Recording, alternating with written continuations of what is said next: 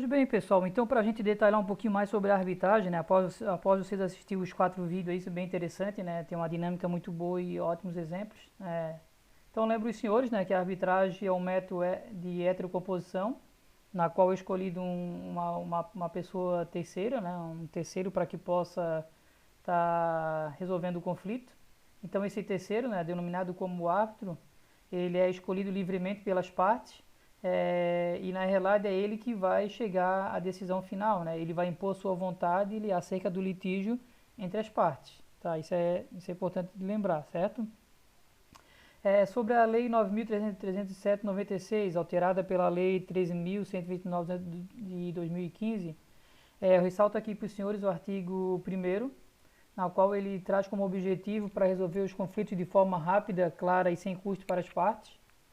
Então, ele estabelece que deve ter essa dinâmica, assim que nem já cometemos no primeiro dia de aula.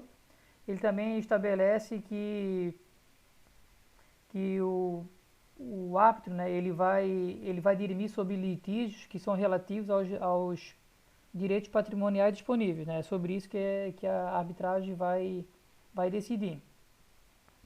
Outra coisa importante também destacar é que a questão da escolha do árbitro é uma nomeação por parte dos envolvidos, então é de maneira livre, é eles que vão escolher aquela pessoa que convém a eles, tá? Então ali já começa talvez o primeiro acordo, que eles vão ter que escolher alguém que os dois acabam tendo essa mesma opinião, né, por uma pessoa ali para que possa decidir. Então é delegado a uma pessoa, né, um terceiro, esse poder para que possa ser o árbitro entre as partes para resolver uma situação em conflito. Temos que lembrar, né, que sempre a decisão arbitral ela vai sobrepor a vontade das partes. Então, por mais que a parte A ou a parte B tenham interesse, ela pode se achar na razão, só que o árbitro ele vai decidir a questão do direito patrimonial conforme a conveniência do caso, conforme aquilo que foi apresentado ali de prova e conforme aquilo que está lá entre o acordo entre as partes ou a legislação. É importante também lembrar que a eficácia da sentença arbitral, ela equipara-se à sentença proferida por um juiz togado do Poder Judiciário, né? Então ela equipara-se.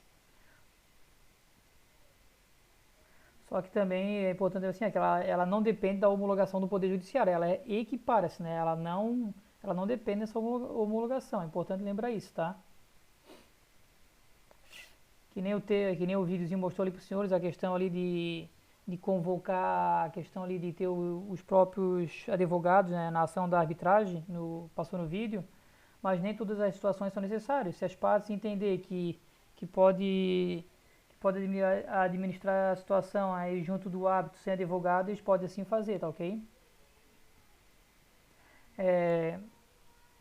A liberdade das partes aqui consiste em estabelecer ou não o árbitro e caso faça, em determinar quem será a pessoa ou entidade especializada. Isso já foi comentado, né?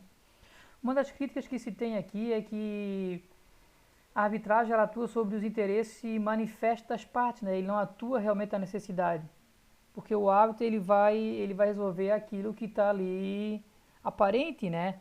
Eu tô com conflito, eu tô com conflito ali patrimonial.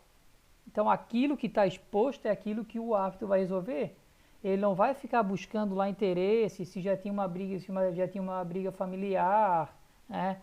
Se tem uma outra circunstância por trás ali que envolva as partes. Não. Ele vai trabalhar aquilo que está manifesto, aquilo que está ali claro, né? Seja por parte das testemunhas, seja por parte da assinatura de um contrato. É isso que ele vai lidar na situação, certo? É, então, para que a gente possa continuar aqui, a arbitragem eu falei bastante sobre. Então, vamos lá. Um pouquinho sobre conciliação, né? A conciliação, diferente da anterior, a conciliação é um método de autocompositivo, que eu já mencionei anteriormente. E aqui é importante destacar que a conciliação ocorre por meio da participação de um terceiro, uma pessoa que ela participa do processo ali de resolução do conflito, sendo essa pessoa uma pessoa neutra e imparcial, que nós denominamos de conciliador.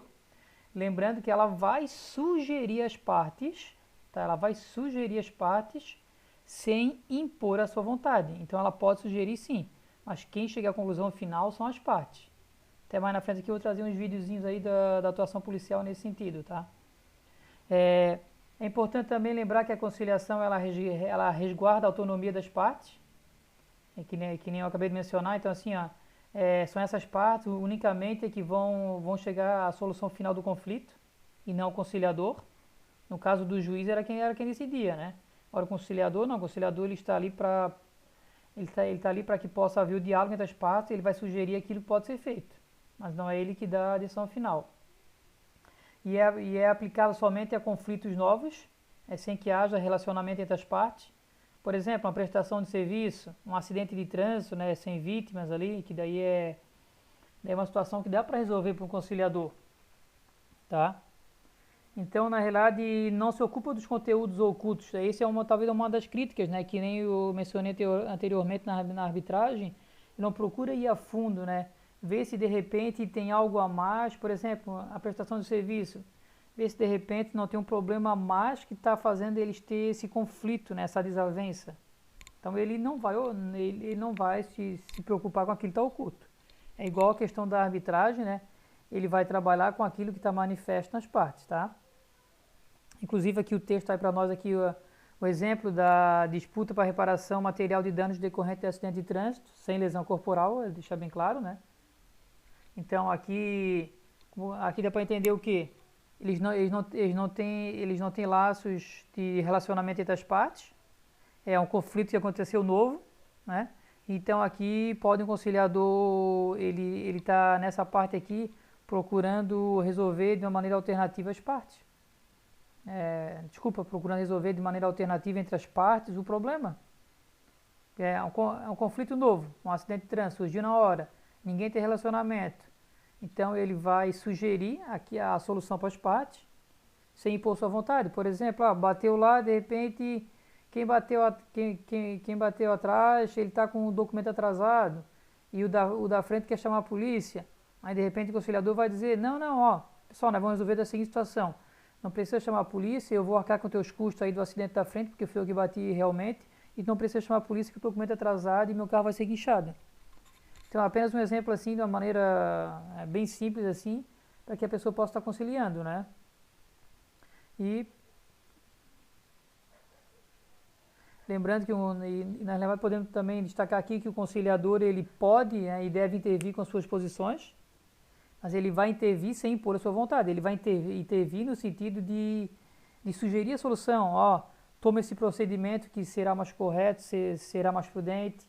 Ó, se vocês forem por esse caminho, ó, vai chegar esse resultado final.